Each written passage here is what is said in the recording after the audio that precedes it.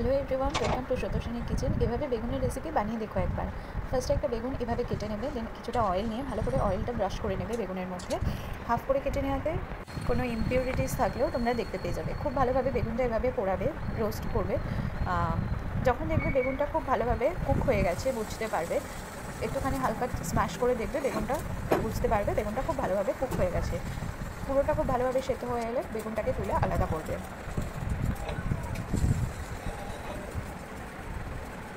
আমি এখানে কিছুটা ভেজিস নিয়েছি, ঝুরি করে কেটে রাখা অনিয়ন, আদা রসুন কুচি, টমেটো, গাজর, পেঁয়াজ কলি, রয়েছে কিছুটা গ্রিন পিস আর ধনেপাতা। একটা কড়াইতে তেল, কিছুটা সর্ষের তেল দিয়ে তেলটা গরম হতে দেবে। তেলটা যখন দেখবে হালকা গরম হয়ে এসছে তখন আমি কেটে রাখা ভেজিটেবলসগুলো এক এক করে দিয়ে দেবো। ফার্স্ট দেবো আদা রসুন কুচি।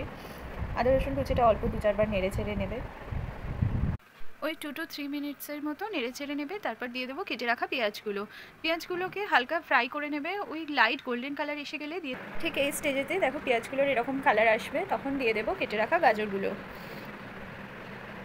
হালকা ফ্রাই করবে, গাজরগুলোর কালার চেঞ্জ হবে, ঠিক গোল্ডেন কালার আসবে গাজরগুলো, বুঝতে পারবে গাজরগুলো খুব ভালোভাবে কুকড হয়ে গেছে। ঠিক এই স্টেজেতে আমি দিয়ে দেবো কেটে রাখা টমেটো। অল্প কয়েকবার নেড়ে চেড়ে নিয়ে দিয়ে দেবো কড়াইশুঁটিগুলো। পুরোটা খুব ভালোভাবে মিশিয়ে নিয়ে দিয়ে দেবো কেটে রাখা পেঁয়াজকলিগুলো। দেখো কালারটা ঠিক এরকম আসবে, প্রত্যেকটা ভেজিসের কালারগুলো দেখো ঠিক এরকম কালারটা আসবে। পেঁয়াজকলিগুলো হালকা ফ্রাই হয়ে এলে এখানে আমার একটা অ্যাডিশনাল স্টেপ, আমি এখানে একটা ডিমের ঝুড়ি বানিয়ে নেব। ঠিক এভাবে ওখানেই ডিমটা দেবে, খুব ভালোভাবে ডিমটা আর ভেজিসগুলোকে মিশিয়ে নিতে হবে। দেখো জিনিসটা ঠিক এরকম দেখতে আসবে, টেক্সচারটা দেখেছো ঠিক এরকম, সমস্ত ভেজিসগুলো ফ্রাইড হয়ে গেছে আর তার সাথে পুরোটা খুব ভালোভাবে মিশিয়ে নেওয়া হয়েছে। ঠিক এই স্টেজেতে আমি যে বেগুনটা রেখেছিলাম সেই বেগুনটা আমি খোসা ছাড়িয়ে বেগুনটা আমি এর সাথে অ্যাড করব। দেখো এখানে আমি বেগুনটা আগে থেকেই খোসা ছাড়িয়ে রেখেছিলাম, এবার সেই ছাড়িয়ে রাখা বেগুনটা পুরো মিক্সচারটার সাথে খুব ভালোভাবে অ্যাড করবে। মিক্সচারটাকে ঠিক এভাবে মিশিয়ে নেবে, খুব ভালোভাবে বেগুনটা স্ম্যাশ করে নেবে।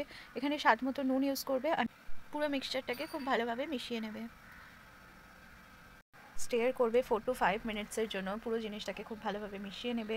বুঝতে পারবে যখন মিক্সচারটা খুব ভালোভাবে কুকড হয়ে গেছে। একদমই ফাইনাল স্টেজেতে আমি একটা হাফ করে রাখা লেবু রস অ্যাড করব। এটা তোমরা তোমাদের টেস্ট অনুযায়ী ইউজ করো। দিয়ে দেবো কিছুটা কুচনো কাঁচা লঙ্কা আর অল্প একটু ধনেপাতা। তো আমি এখানে একটা মশলা ইউজ করেছিলাম, এটা তোমরা স্কিপ করতে পারো। তো তাহলে তোমাদের নতুন বেগুনের recipe ready. So do try this out. তো এটা গরম ভাত বা রুটির সাথে সার্ভ করো, ভীষণই ভালো লাগে এটা খেতে, একবার টেস্ট করো কিন্তু। সো দেখো ফাইনাল লুকসটা এরকম আসবে, আমি জানি মাউথ ওয়াটারিং লাগছে। So yeah, if you like this video then do follow সতোষিনীর kitchen and try this amazing recipe out, and thanks for watching, by.